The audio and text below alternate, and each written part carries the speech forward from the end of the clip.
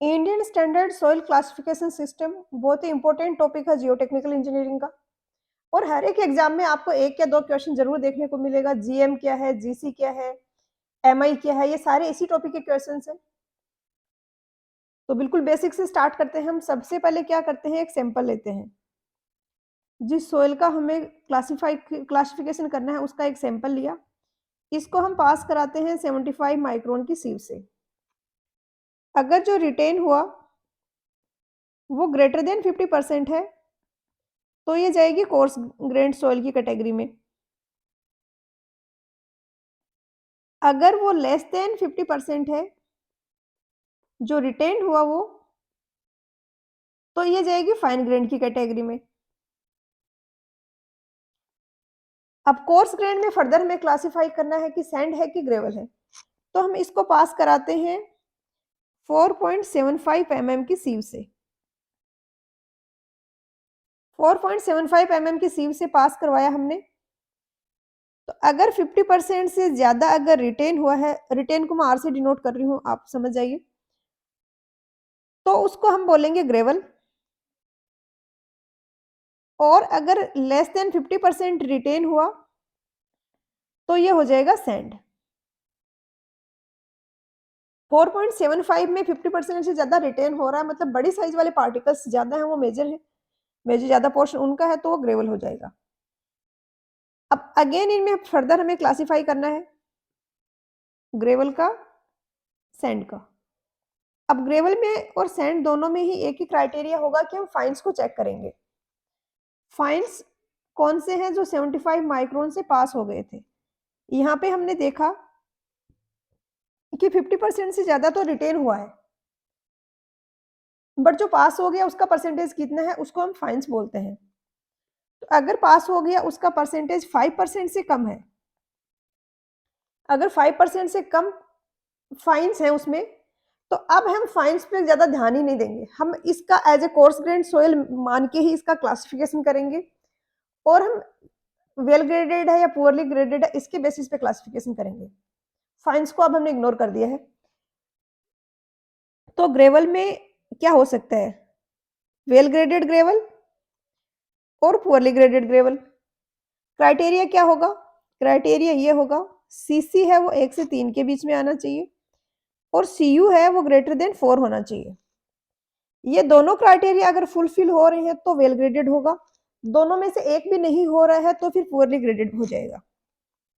Same यही चीज रहेगी सैंड में, या तो सैंड होगा वेल ग्रेडेड या सैंड होगा पुअरली ग्रेडेड। अब यहाँ पर कंडीशन थोड़ी सी अलग है, सीसी है वो सेम ही रहता है, बट सीयू है वो ग्रेटर देन 6 होगा तो ये वेल ग्रेडेड होगा। और अगर दोनों में से एक भी क्राइटेरिया फुलफिल नहीं हो पा रहा है तो पुअरली ग्रेडेड की कैटेगरी में जाएगा। अब यहाँ पर तो हमने माना कि फाइन्स है वो 5% से कम है, बट इन केस ये अगर 5% से ग्रेटर हुए तो क्या होगा।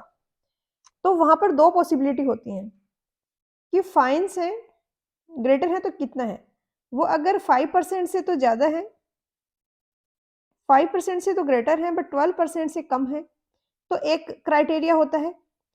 और तीसरा केस बनता है कि 12% से ही ग्रेटर है फाइन्स, मतलब 12% से 50% के बीच होंगे, 50% से ज्यादा तो हो नहीं सकता, क्योंकि यहाँ पर हमने देखा है कि 50% से ज्यादा इधर रिटेन हो रहा है। तो अब यहाँ पर हम इसमें क्लासिफिकेशन जब हम करेंगे तो हम फाइन्स को भी इंपॉर्टेंस देंगे और उसके बेसिस पे भी क्लासिफिकेशन करेंगे।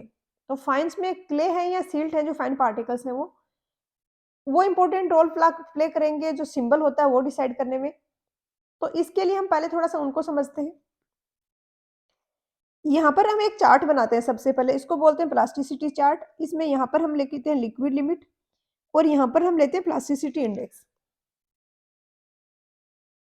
और Indian standard soil classification system ने ये एक इक्वेशन दी है ए लाइन की कि ये इक्वल होगा 0.73 WL-20।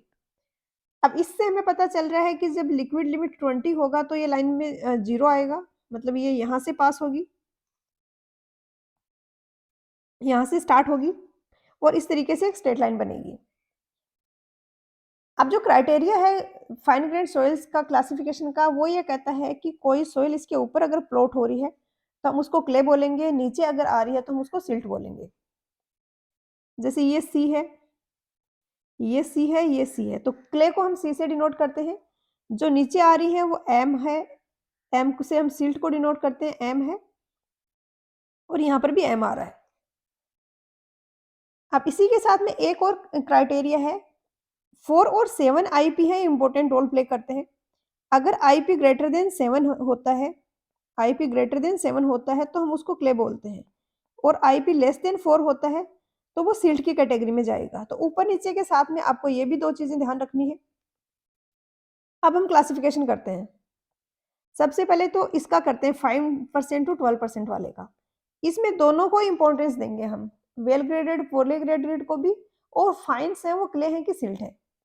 तो इसमें ड्यूल सिंबल यूज किया जाता है।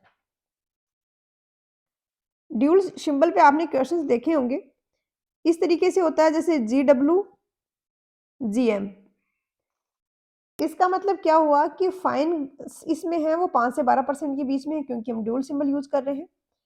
और जो वेल ग्रेडेड का क्राइटेरिया था ये वाला, ये फुलफिल हो रहा है, इसलिए हमने यहाँ पे W सिंबल यूज किया है।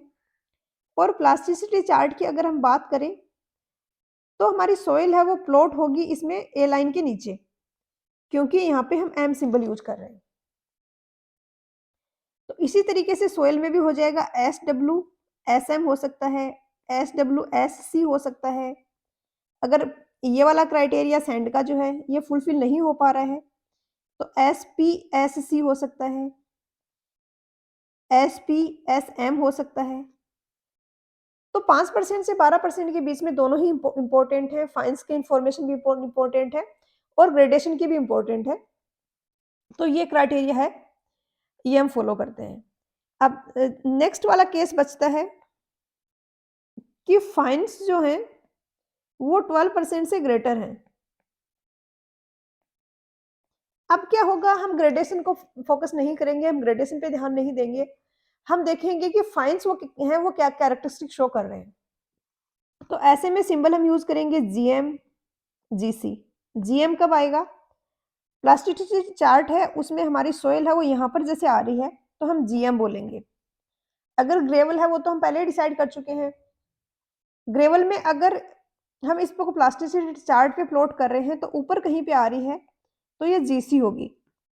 इसी तरीके से सैंड है उसमें भी SM हो सकता है, SC हो सकता है। अब जो फाइन ग्रेन सोइल है उनको हम कैसे क्लासिफाई कर सकते हैं।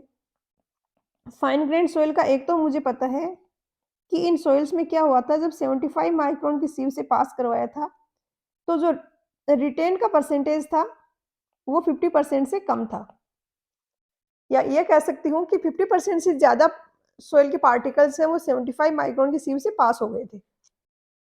अब इसके क्लासिफिकेशन में जो प्लास्टिसिटी चार्ट है वो ही सबसे ज्यादा इंपॉर्टेंट रोल प्ले करता है। एक तो हमने देख ही लिया कि ऊपर है तो C आएगा, नीचे है तो M आएगा।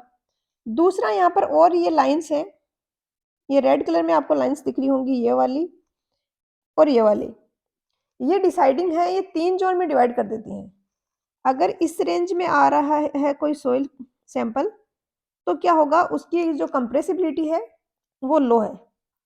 अगर इस रेंज में आ रहा है तो कंप्रेसिबिलिटी इंटरमीडिएट है, और अगर 50 से ज़्यादा है उसकी लिक्विड लिमिट तो उसकी कंप्रेसिबिलिटी है वो हाई है। अब जैसे कि कोई मेरा सैंपल है वो यहाँ पर आ रहा है तो मैं क्या चेक करूंगी, एक तो कि कौन सी उसमें आ रहा है, ए लाइन से ऊपर आ रहा है कि नीचे आ रहा है। ऊपर आ रहा है तो मेरा क्ले होगा, तो फर्स्ट सिंबल तो हो गया C। दूसरा मैं देखूंगी क्या इस रेंज में इस जोन में आ रहा है, इसमें आ रहा है या इसमें आ रहा है। तो ये बीच वाली में आ रहा है, इसकी लिक्विड लिमिट है वो 35 से 50 के बीच में है, तो मैं इसको इंटरमीडिएट से रिप्रेजेंट करूंगी कि इसकी कंप्रेसिबिलिटी है वो इंटरमीडिएट है, तो CI हो जाएगा।